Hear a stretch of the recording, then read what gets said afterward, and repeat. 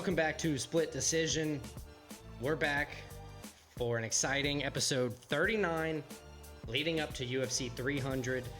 We're going to recap last week. Got one more Apex card before then. Came back from Atlantic City, Fiorot versus Blanchfield. She dominated. That was awesome. Moving on, we're going to cover Brendan Allen versus Chris Curtis. Like he said, the last Vegas card before the legendary UFC 300. We're going to get into top 5. I think we're doing spring things. Make it fun, festive. Shout out spring. And then we're going to settle up last week, season 2, week 6 of Stakes and Takes. And we'll wrap everything up. Please like, subscribe, follow. Head to splitdecisionpod.com for all of our recent podcasts, all of our things, graphics, all the stuff we make. All right, let's go.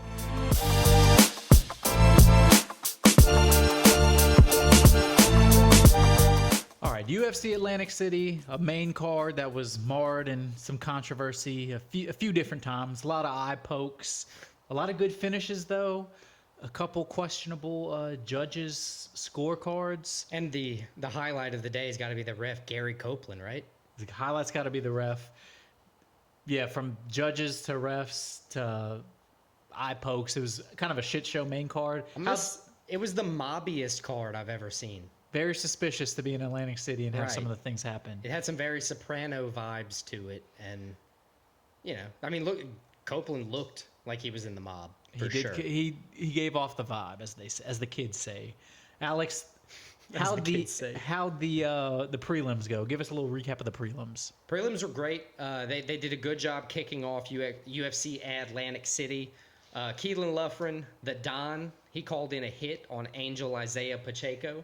Again, another good name for Atlantic City. Right. He won by unanimous decision and finished it up with a Raul Rosa Jr. call-out.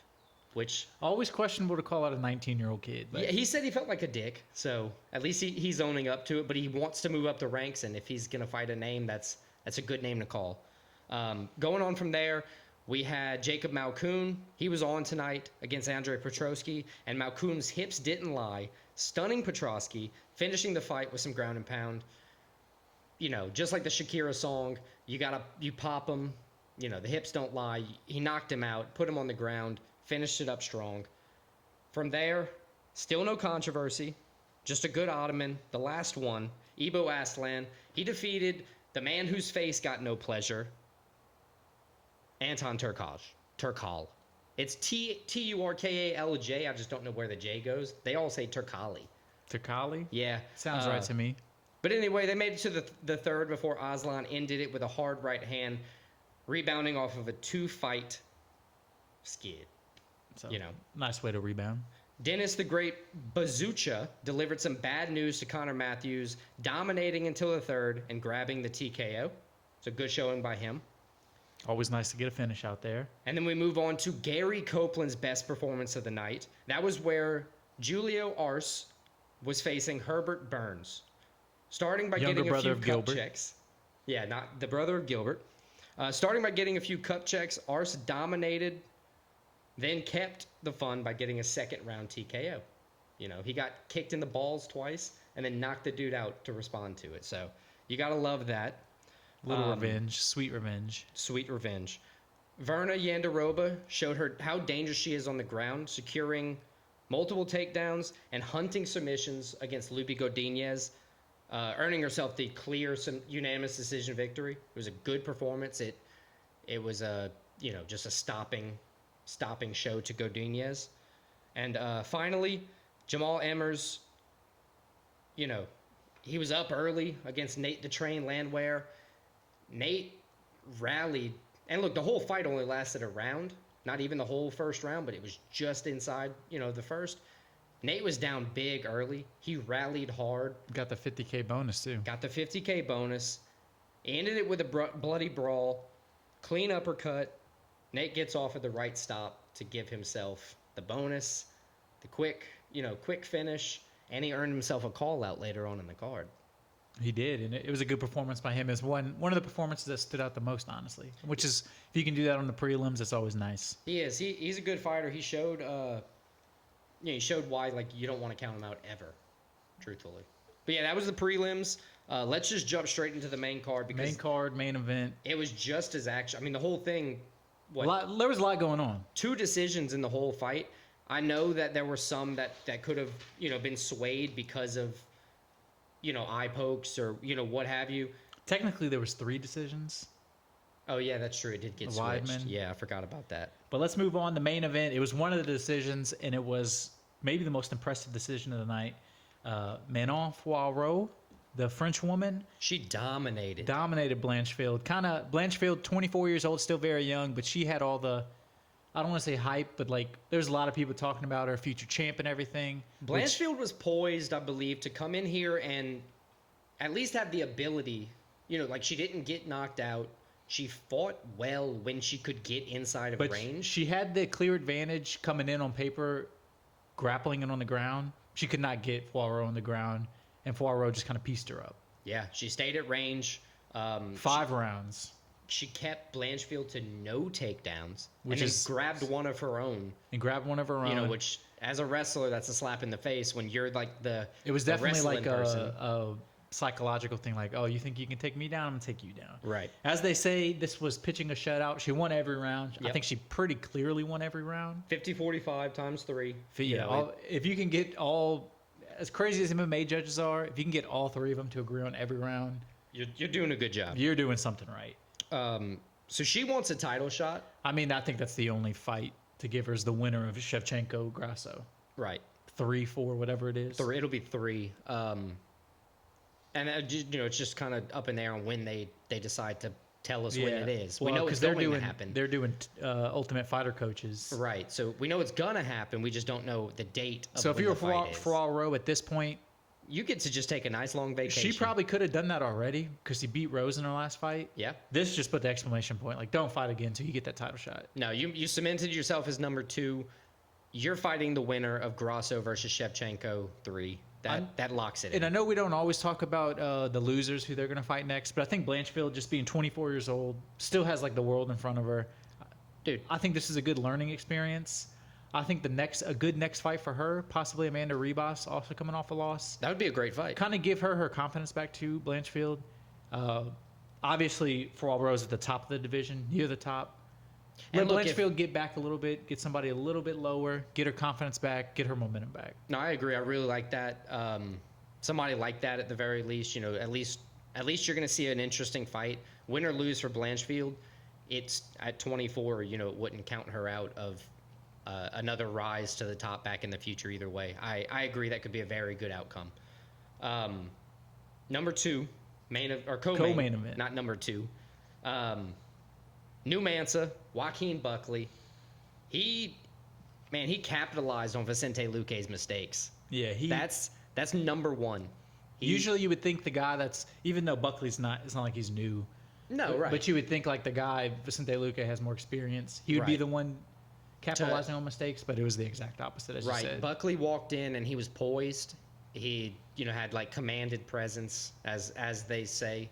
And it seems like Buckley, he's a guy that's always been flashy, and we know he can do crazy things. I mean, his spinning The foot kick of all time. But it seems like he kind of found his home at 170 now, and he's kind of putting things together. He's ranked now, so yeah, I mean, a ranking 11. He doesn't call people out anymore. He said that when he was calling people out and he was calling out ranked people, they were saying, "Man, you're not ranked," so they wouldn't even give him the time of day. well, you're ranked now. He said, "It's my turn. I'm not calling anybody out." He wants a sponsorship from Anheuser-Busch. So It's not bad. It's not a bad. You can't blame the man. not for a bad wanting call some out, if cheddar. any. Right. So we'll take that. But like we said, he capitalized well on Vicente Luque's mistakes. I was looking at the stats. He tripled strikes landed over Luque too. Yeah. He was in the 60s. Luque was in like the 20s. Look, we've talked about it a few times, but it goes to show if you come into the cage, and I'm not a fighter, but if you come into the cage with a one-sided approach or a single, two-dimensional approach, you're not going to win. At this point in the UFC, if you want to be successful, you have to be well-rounded. Right. Or, stuffing a takedown. Or Alex Pereira. Yeah, one of the two. But Buckley 3-0 now at 170, so definitely. So who do you he's on think the he should rise. fight next? So I got a couple names for you. I have two. One I would really like to see, Michael Okay. Venom Page. Oh, I don't have that. I think that's a little bit too high. I mean, Michael Venom Page, they're both newly ranked guys. It does It seem would like be it an would entertaining it would be somebody that MVP would fight, because it's not like a Stephen Thompson where it'd be like a chess match. Yeah. Buckley has the power to get in there. It's not like a Holland where Another good one I like is Holland. A rematch for Kevin Holland. They fought at 185. Holland knocked him out. They're both at 170 pretty much exclusively now. Why not fight him at 170? See, run it back. Okay. What about Sean Brady or Jeff Neal? I like Jeff Neal. I didn't have Sean Brady was supposed to fight Vicente Luque on this card.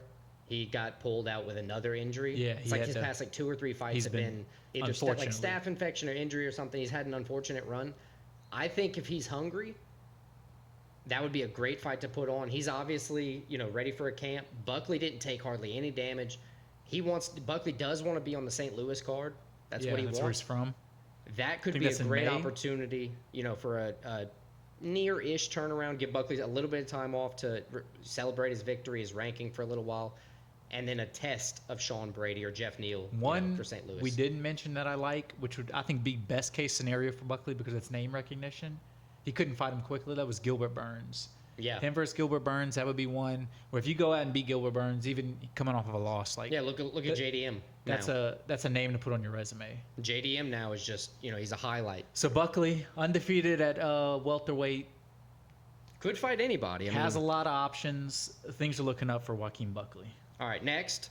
This is where This controversy is where starts. Fuckery starts. Well, I guess for us it starts, but for the night it was like this was the heat of it. This was the this highlight. was like, what are we doing? All right, so eye pokes on both sides. I think there was one to Weidman from Bruno Silva, and then there Bruno, was like 3 from from Weidman to Silva, including on the finishing sequence. Yeah, so one pretty bad one. Now on that sequence, Weidman also kind of got grazed with his own, by like a knuckle or whatever. I don't think Weidman's the guy who's going in trying to throw anything crazy illegal.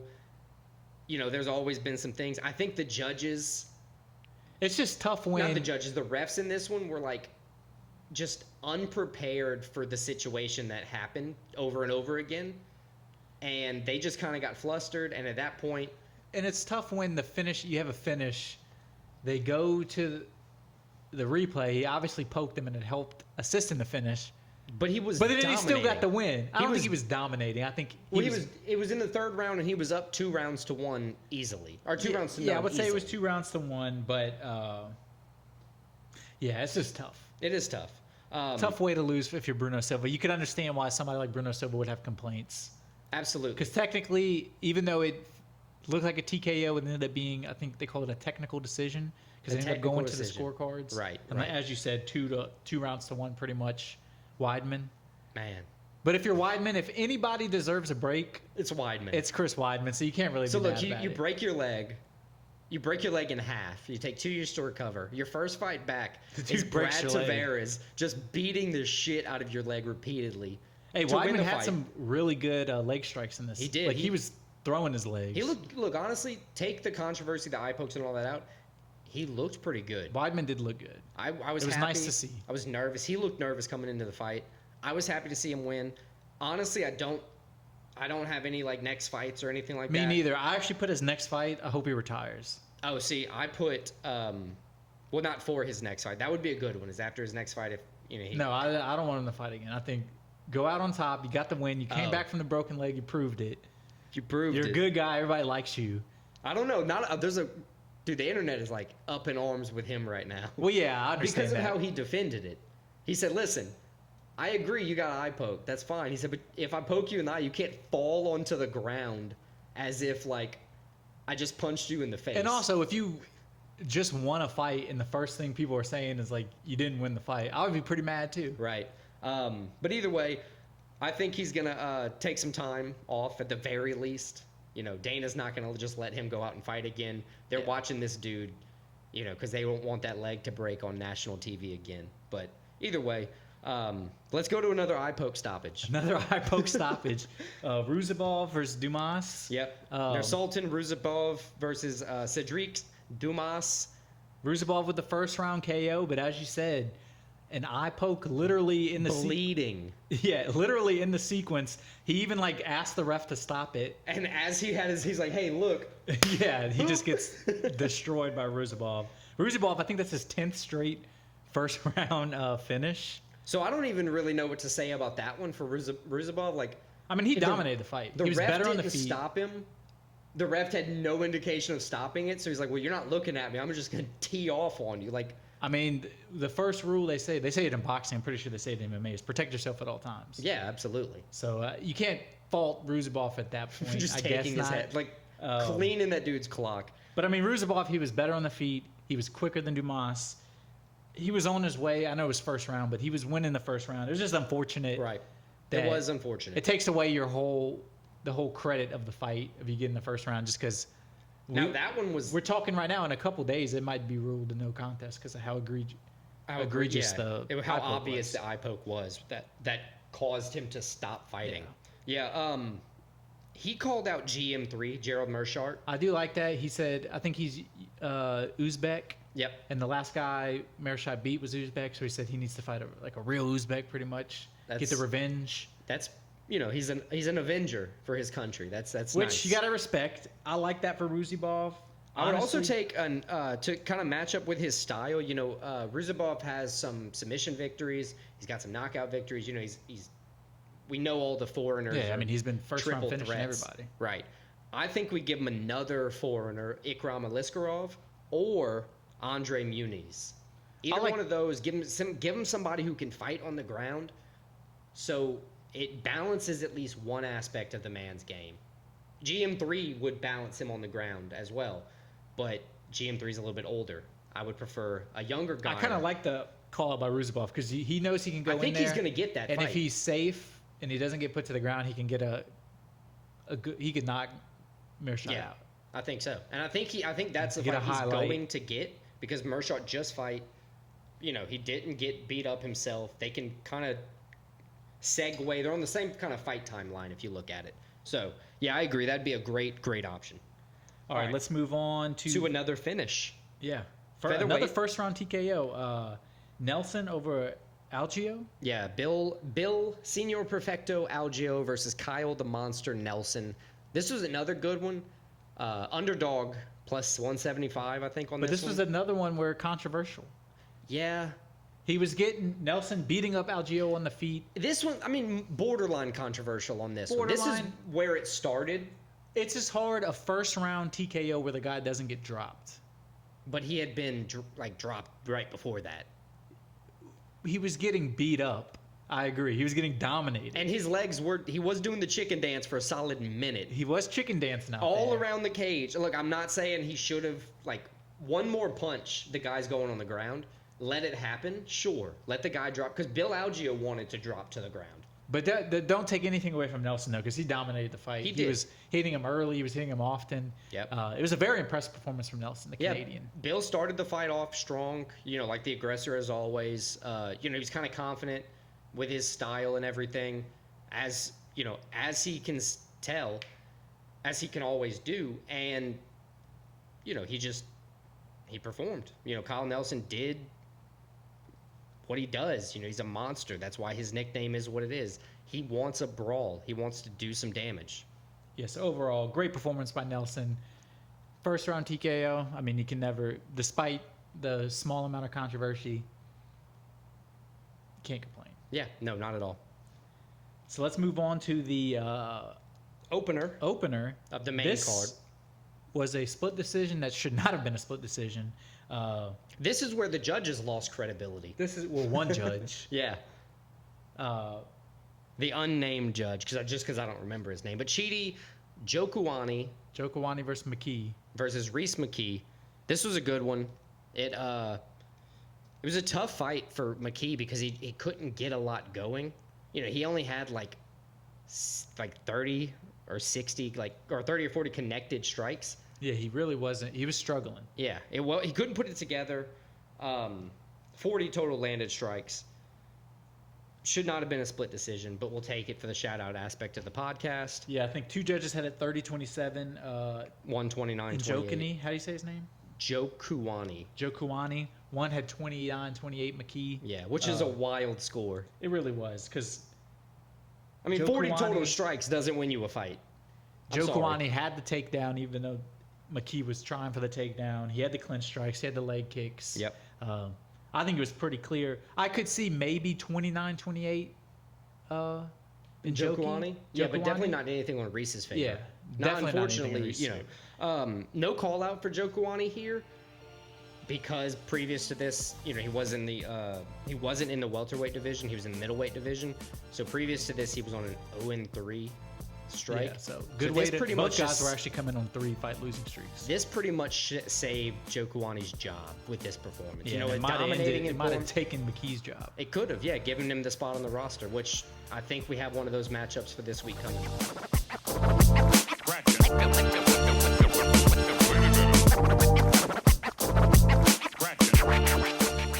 All right, so top 5 this week in honor of the new month.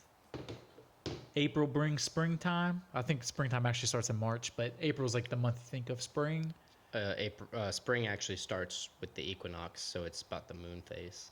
Yeah. So it can just vary a little bit. Shut up, Around nerd. April, always, though. Shut up, nerd. Nerd! So top 5 this week is going to be top 5 spring things. I like it. I think I get to kick it off. Yes, sir. And I'm going to kick it off with a guest pick for my beautiful girlfriend, Clara. Shout out. And first pick from Clara is going to be the thing that spring's named after. The first thing you think of spring, the whole reason for the season. Not mattress. Jesus. It's going to be flowers and plants blooming. Blooming flowers. So springtime, you have all kind of new flowers, all new colors, all new smells from the plants. Leaves are getting back on the trees. Everything is just blooming. Everything's beautiful. Life is here. What's Clara's favorite flower? Clara's favorite flower is roses Typical. and orchids. All right. At least you know. I do know. Like that protects you for the future. And this is also in recording. So if you ever need to know, So Clara, I know you're listening. I know your flowers. boom. Well, I hope they're right. They are. I know for Okay, sure. good. All right. All right, give us your first pick. Spring break. I had that on my list. That's a good one. That's I don't know. It's just the first thing I think about. It's I agree. The only thing I was hesitant about is obviously we're not in school anymore. but without kids, you can take a spring break.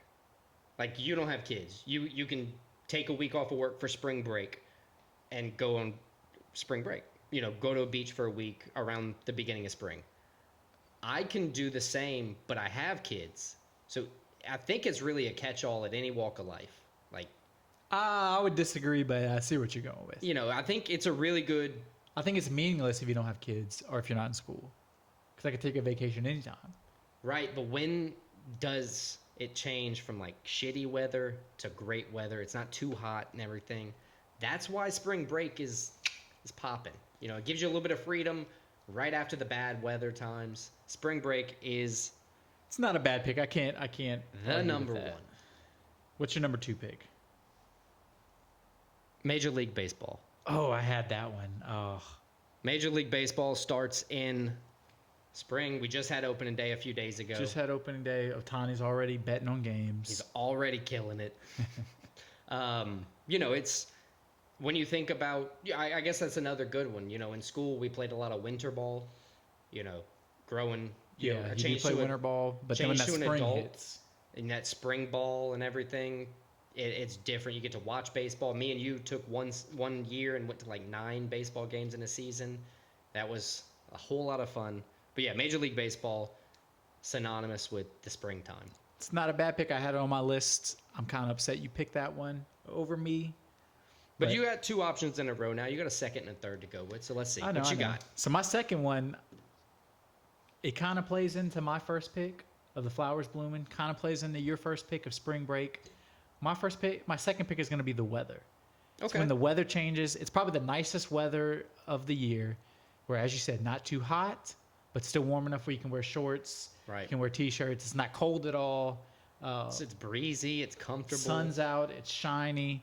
So Skies weather. are clear. I think that's the best part of spring. Weather. Weather is a very, very poppin' part of spring, and it also lets you like, you know, wear different kinds of clothes. You know, you're not having to wear like big ass jackets all the time. Where it's also some days you can wear your long sleeve stuff and still not be too hot, but you can Right. also wear your shorts. Yep, exactly. I like that pick. It's a good one. Weather. So weather, my second pick, and now my third pick. This is where I say it every week. It gets kind of hard. Where am I gonna go? I think I'm gonna play into. It's similar to what we're talking about, but I'm gonna put more daylight.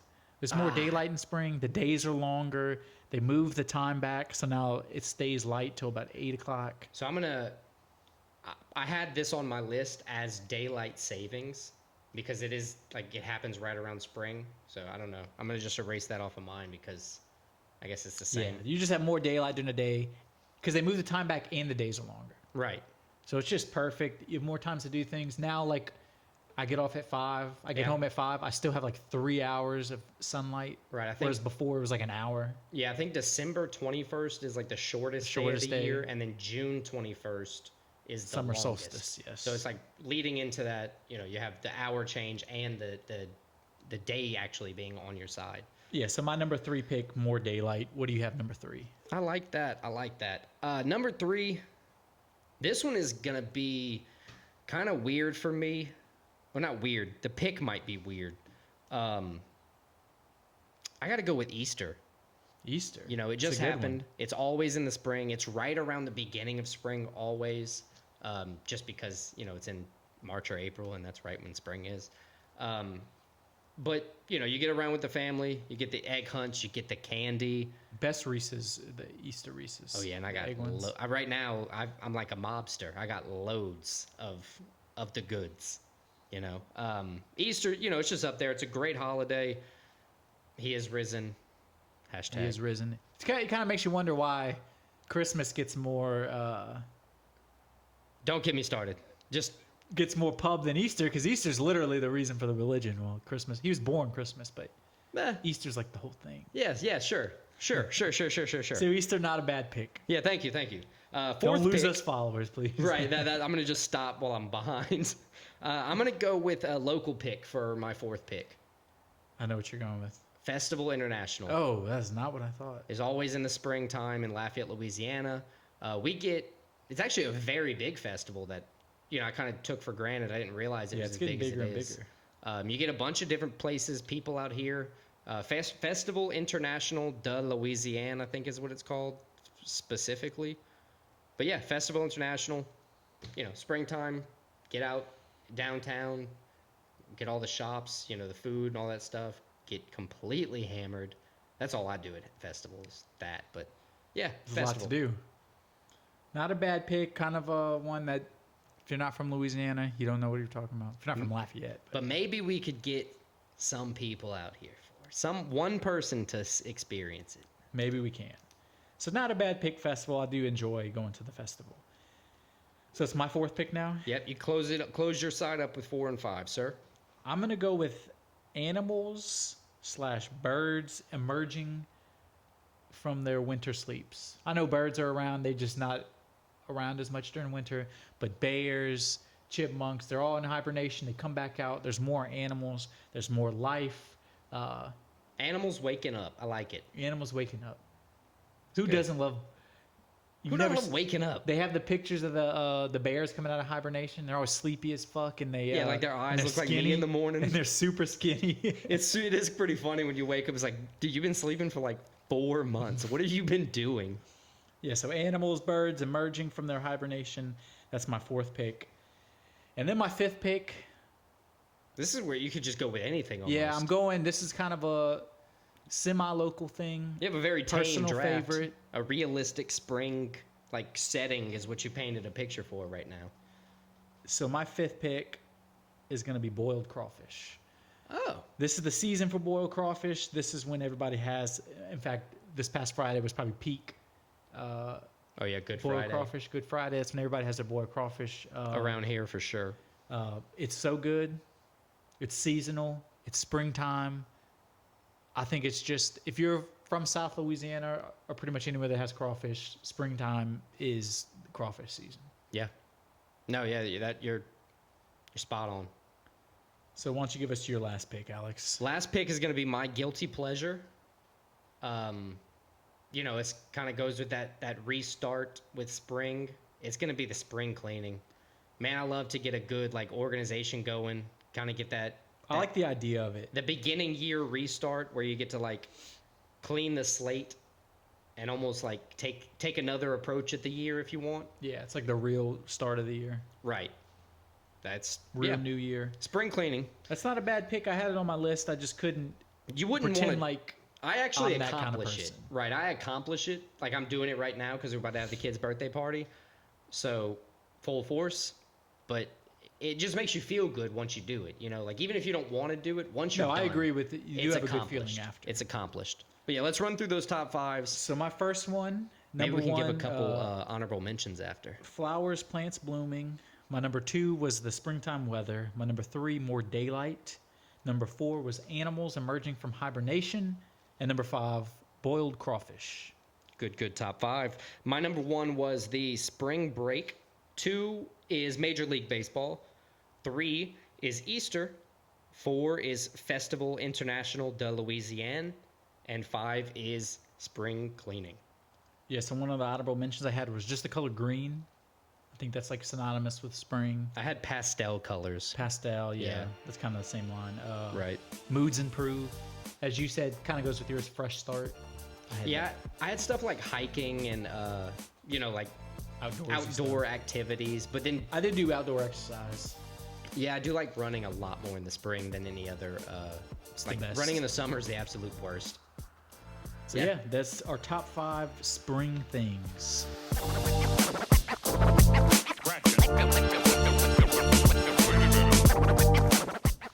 UFC Vegas 90 returned to the Apex this weekend with a 6-fight main card with a few fights that kind of stand out. We're going to go over the whole main card right here, give you a little preview, give you our picks. Alex, let's start off with the main card opener. Trevor Peek versus Charlie, the Purple People Eater. The Cannibal. Oh, yeah, sorry. Campbell. Charlie Campbell, he is the favorite. He's minus 210. He's 8-2 in his career. 1-0 in the UFC. Trevor Peek's the underdog at plus 175. 9-1 in his career. 2-1 in the UFC. There you go. Couple things I kind of noticed about this is with their win records and everything, they're similar fighters. They're both guys are going to stand and bang. Stand and bang. But one thing digging into the not UFC fights, because neither one of these guys have a lot of UFC tenure, I noticed that Trevor Peek looks for takedowns consistently in his fights. He doesn't always get them, but he looks for them consistently. He's Gives trying. You something to think about. Right. So with him mixing that up, I've also noticed that when he secures at least one takedown, he typically wins the fight. The only fight that I saw he didn't secure a takedown, or he won quick enough to where a takedown wasn't even relevant, is his loss, and that was in the UFC's two fights ago. I think Charlie Campbell's going to win because through his UFC career, his UFC fight, UFC and Contender Series, he's defended 4 takedowns. Has he met a man like Trevor Peek though? I think we'll see. I think this is a pretty even fight. I think we'll see. I like the matchup between these two guys. I think it serves for an entertaining fight because they're both going to try to stand and knock you out. Right. As you said, Peek does have the takedown attempts in his game and does get some takedowns. But both guys, if they had their way, they're going to stand and punch each other, which I think always makes for a good, entertaining fight. And lightweights, that's kind of their MO. All the smaller, not smaller guys, but the 145s, the 155s, featherweights and lightweights, they are just bangers. Yeah, constantly. And I actually disagree with you. I'm going with Trevor Peek in this. I think he gets the win.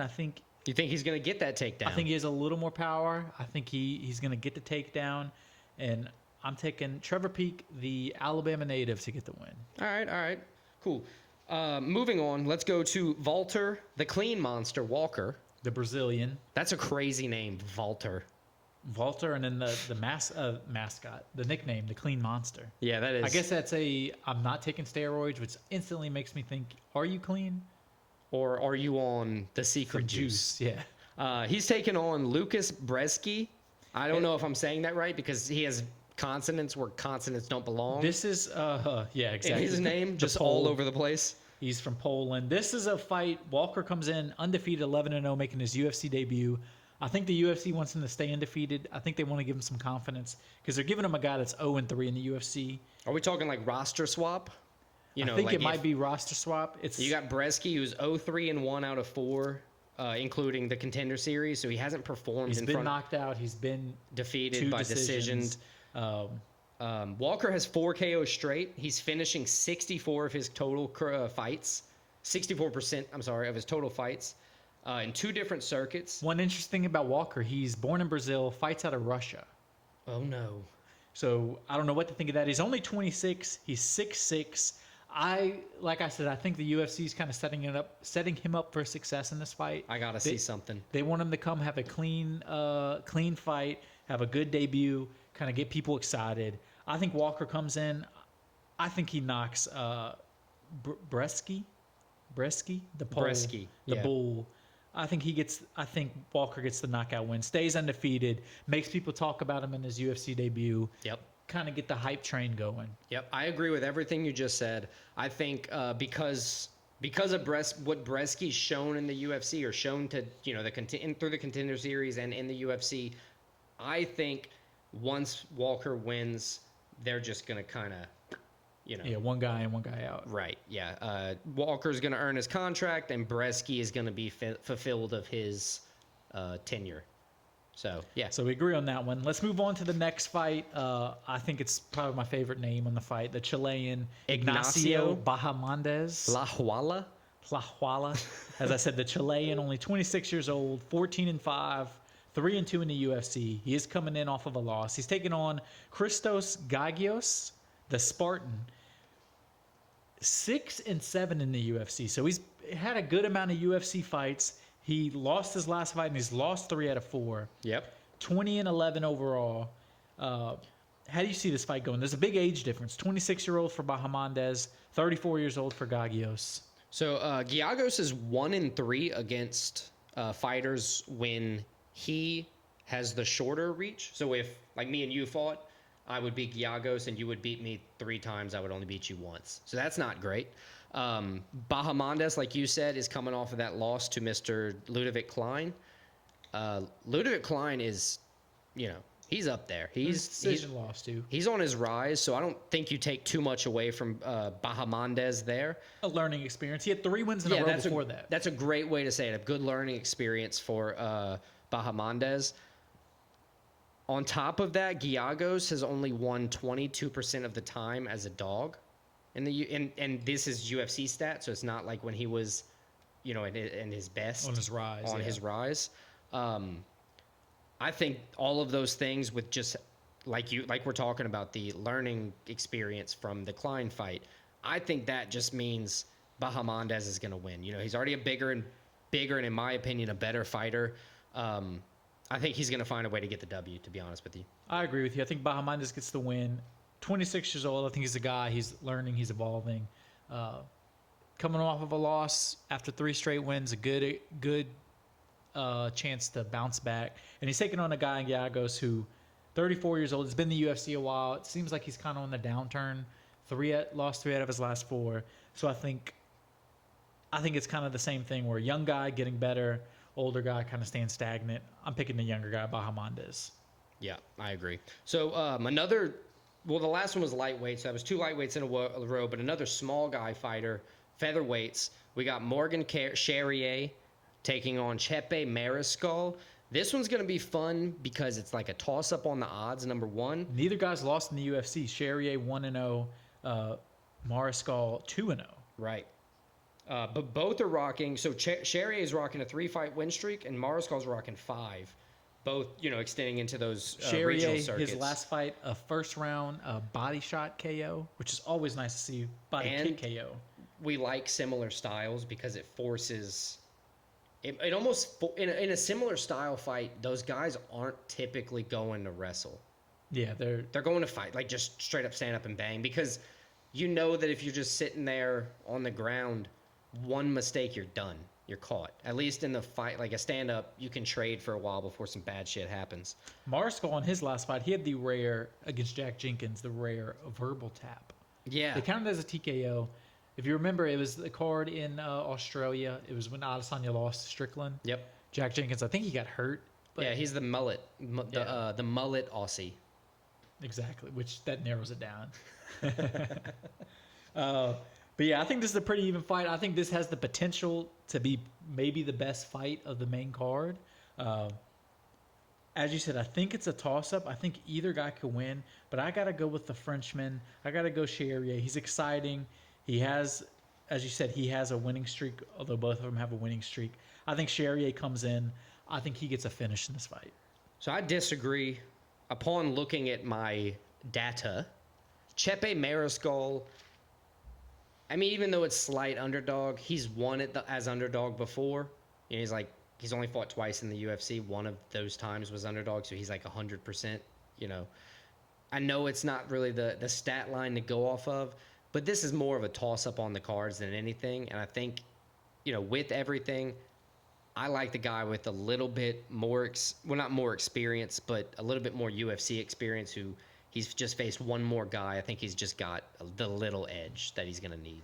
So another one we disagree on. I always like when we disagree. Yeah, because then it spices it up a little bit. It causes chaos. So let's move on. Co-main event. We got Alexander, the Great Ape Hernandez, a guy 14-7 overall, 6-6 in the UFC. 2-4 in his last 6. 2-4 in his last 6, including losing 3 out of his last 4. Ugh. And he's taking on Damon Jackson, the Leech.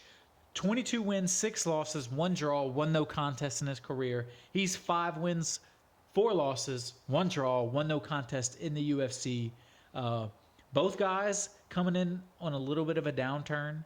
Lost their last fight. Yeah, Jackson lost his last 2. Jackson lost his last 2 after winning 6 out of 7. Right. And as we said, Hernandez he's lost 3 out of 4, 4 out of 6. So really, it's which guy can bounce back, which guy can get their career back on track. I think Damon Jackson's problem, honestly, with those last 2 losses is what we talked about prior, where you have that one dimension where you just kind of hunt that takedown too much. Yeah, he's known as the Leech because he has 15 out of his 22 wins submission. Right. So sometimes that can work against you, as you said, where if that's your only game plan coming in and the other guy knows that, he can... Or he can defend that at the That's very what I'm saying. least. He can defend. He knows his whole camp is like, don't get submitted. But you got to see, there's a lot of guys that come in facing the Leech knowing he's going to do that, and they're like Khabib, they're rendered helpless. It's like, oh, damn. Like when prior to these 2, he won 6 out of 7. 6 out of 7 because he was choking people out. Right. And it's like, well, what are you going to do? This guy's just seemingly unstoppable. I think now they have some tape on him, so they've started to figure it out. He lost 2 in a row. It's now up to him and this camp to have, not just the camp, but the time since the losses. What have you done to grow? Are you still coming in here with the same one-dimensional, but are you coming in with a one-dimensional approach? That's going to say... Are you going to mix it up a little bit? If you mix it up a little bit, I think Damon Jackson's going to win. Can you get Hernandez thinking and not knowing what's going to happen? I think that has been the biggest fault of Hernandez lately. Why he's been losing more is because they've made him... they made him question. He's been subbed in the past couple of years. He's been knocked out. He's been beaten by decision. Both of these guys have lost multiple fights. I think this is Damon Jackson's opportunity to kind of wake back up, if you will. Come out here with a better approach and have a good fight. So I think Damon Jackson's going to win. I actually agree with you on this one. I think, as we said, we've been saying it, both guys looking for a chance to bounce back. I think Damon Jackson, the Leech, is going to be the guy to bounce back. Also, Hernandez only wins 37% of the time as the favorite. So there's that. But yeah, I'm taking the Leech. I think the Leech shows him a little bit on the feet, then ends up getting a submission. Boom. There we go. All right, main event. Main event. This is the fight I'm most excited for, as typically the main event is. I would hope.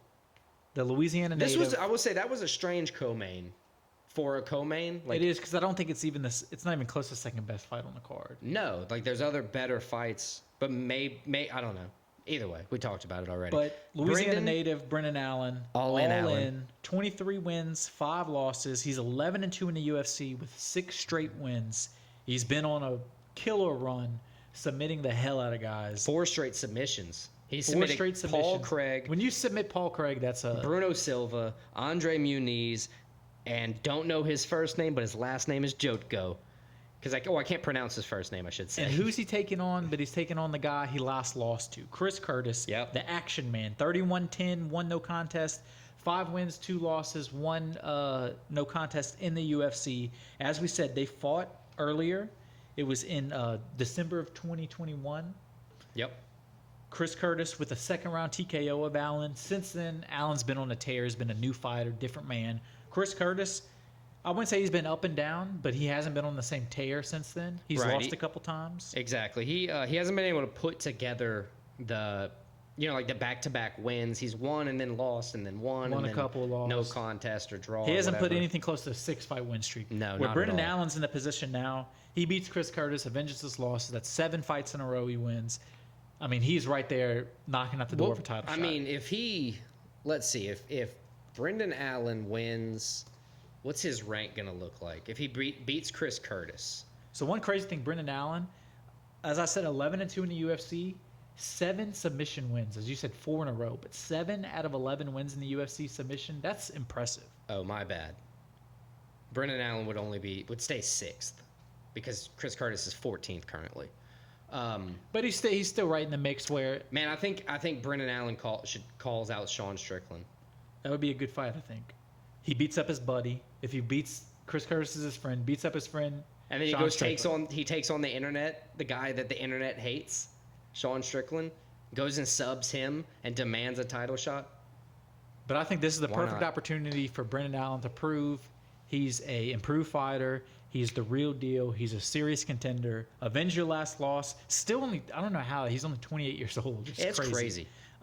One interesting thing though, Chris Curtis has not been subbed since 2014. Chris Curtis is a dog. Yeah. He's durable. I mean, he knocked Brendan Allen out. Knocked Brendan Allen out, and that's always a possibility when Chris Curtis is fighting. That if he touches your chin, Dude, there's a chance you get knocked out. imagine that drop. Like you work you're 28 years old, you worked your ass off, you're the 6th ranked fighter in the world. And then the Same dude guy. knocks you out again, and you just have to drop all the way back down to 14. It's like, fuck, I gotta start it over. Yeah, I don't think he would drop all the way to 14 if he lost, but I got Brendan Allen winning the fight. I think he avenges the loss. Me too.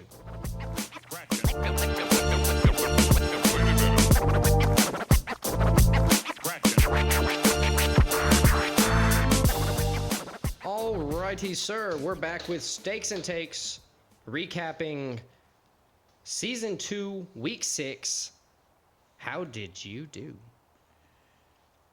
I did well on my pick your own picks. My soccer 3-1. I feel like you...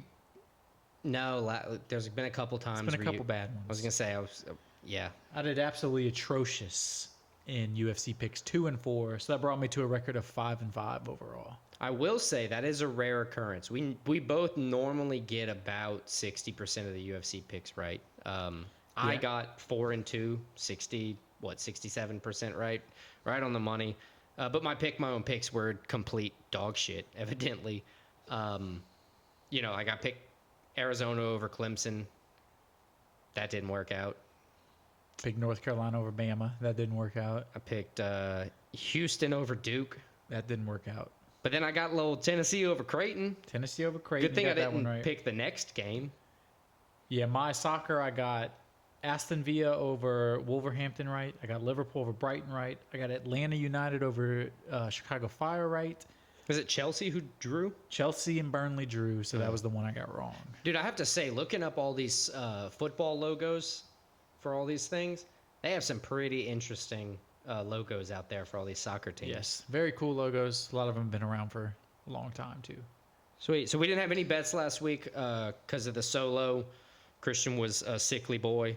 Sickly boy. But anywho, we're off to week 7. I'm a healthy boy now. He's a healthy boy. That's good. We're off to week 7. Standings are as follows. 17, 11, and 2 on the stakes. 16 and 14 on the stakes. Oof. Yeah, that last week before you got sick was It's a tough one. It's a tough one. Well, I see why you got sick. I would have been sick too. Jesus. 37, 21 and 2, or I'm sorry, 42, 26 and 2 for these takes, and then 43, 25 and 2 for the takes. You're down 9.35 units. I'm down 1.54 units because we both had a horrendous betting week. But We're going to regroup. we're good. We got a long season ahead of us. Let's go through our picks that we're going to bring to the table this week. I think we actually got 2 of the same games because we both picked Final Four games. Yeah, I picked Purdue, the game Purdue and North Carolina State, and Alabama and Connecticut. I did as well. I have Purdue over NC State. I think Purdue, one of the best teams all year long. Well, Purdue's your I think bracket winner, so I have to assume you're going to pick them. I think they continue to do it. Big man battle. They have like the giant 7-foot dude at Purdue. Then they have the fat dude at NC State that's really good. Oh yeah, they like Burns. supposed NFL execs have been like, "Oh, we want you as a lineman." Yeah, and he's super athletic and he's very good. And he's taking Yeah, on he's Zach Edey, who's about to win his second Player of the Year in a row. I think for Purdue's Purdue. going to win. I think Purdue does too. NC State's a nice story. They're the underdogs, but I think Purdue, they're the better team. I think they get the win. And then UConn, Alabama. I think UConn's been the best team all year long. I think they continue to be. Alabama is a team where they shoot at this the point ball. they're tried and true now. They shoot the ball very well. Where if they get hot, they could compete and beat anybody. But I think UConn's just the better team. I got UConn over Bama. I disagree. I think Bama's going to beat UConn. I think it's going to be that small upset because, like you're saying, Alabama can shoot. I think they're going to get hot. You know, they've already had a couple upsets. You know, they're 4th-ranked seed, so you know they've stood the time of tests a few times already. They've That's a only bunch had of one times. upset. But yeah, I think they're going to win. This will be number 2. Yeah. So we disagree on UConn, Bama. I have But UConn agree on Bama. Purdue. Agree on Right. Purdue, NC State. We both have Purdue. I got baseball for my 2. Since we had opening day, I felt it was only right to go with some spring baseball. I thought about it. I'm going with 2 soccer instead. Soccer's back full force. Was it not before? You picked soccer for like 7 Yeah, weeks but straight. the clubs went on international break for a couple weeks. Now they're back. Oh, nice. I'll go my soccer picks first. Arsenal goes to Brighton. Arsenal is 2nd place right now in the Premier League. Brighton 9th place. They played earlier this season, December. Arsenal won 2-0. I think Arsenal continues.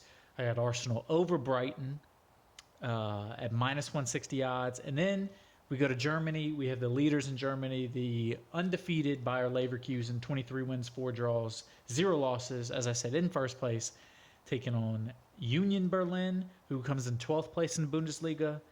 Leverkusen beat them earlier this season 4-0. I think Leverkusen continues. I got Leverkusen at -180 odds, beating Union Berlin. Nice. That's both. Good. I got for That is both. Major League Baseball. I forgot that you'd started with the Arsenal. And then I looked down and realized I had already marked it off. Starting off with Major League Baseball for me, I had a slight panic moment just now because I realized that they play the baseball games in series.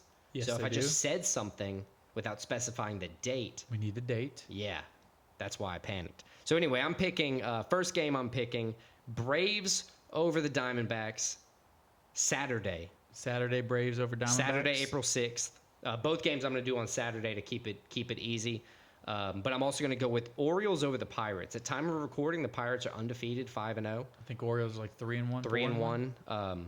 I think, and look, the Orioles, they always start their seasons, kind of well, to be honest with you. They get couple of years. a bunch of good stuff going, and then they completely screw it up. And I think this is not a game where they're gonna screw up. I think they're gonna beat the Padres. Yeah, baseball's just such a crapshoot. You never know what's going to happen. But not bad picks. Yep. What you got for stakes, sir? So my stakes, I have 2 UFC, 1 NCAA basketball, and 2 soccer. Nice. I have 3 UFC, 1 basketball, 1 baseball. I'll give you my UFC first. I have 2 units, Brendan Allen money line -210. And then I have 1 unit, Morgan Shashery money line minus 135. Sweet. I'll follow you on that Brennan Allen minus 2 units on that. I think it's minus 200, 210, something like that. I got Damon Jackson plus 175. I think the Leech is, like we said, I think the Leech is going to turn it around here. I also have Charlie Campbell. I'm putting 2 units on across the board on all of them this week. Charlie Campbell on this one, like I talked about before, I think he's going to be able to snuff out those takedowns. And I think he's going to have what it takes to accomplish those minus 210 odds in his favor. I picked Purdue minus 450. I also have Purdue minus 450. 2 units on that one. I put 4 units Purdue minus 450.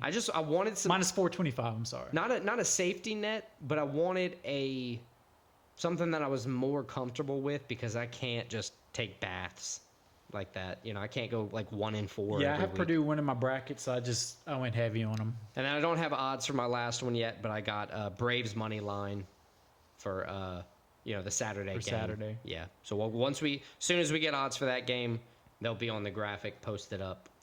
And we'll my see other what 2 goes. bets are 1 unit Bayer Leverkusen minus 185, and then I have 2 units Arsenal minus 160. Let's go.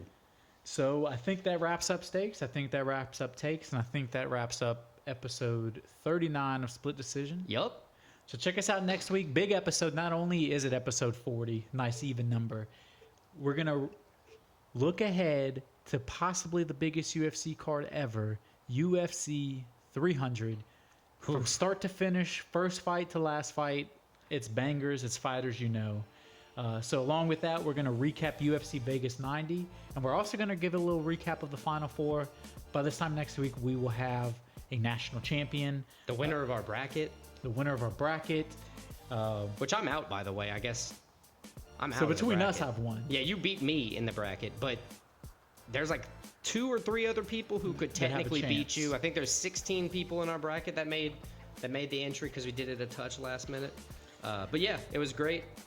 Do it again next year. I think, just keep running it like that. That was pretty fun. Yeah, so check us out next week for the big week. Yeah. Thanks.